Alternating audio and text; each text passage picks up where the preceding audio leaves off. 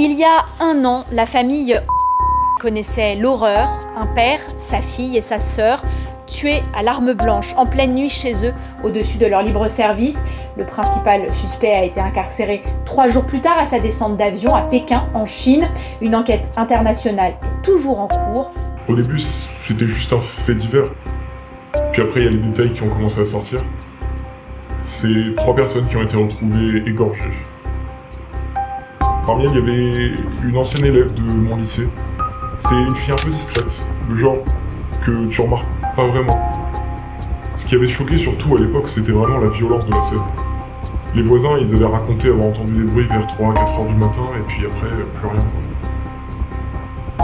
Très vite, il y a des rumeurs qui ont commencé à circuler. On disait que ça avait un lien avec la mafia chinoise. Enfin, l'une des victimes était en dette, apparemment. Elle l'aurait jamais remboursée.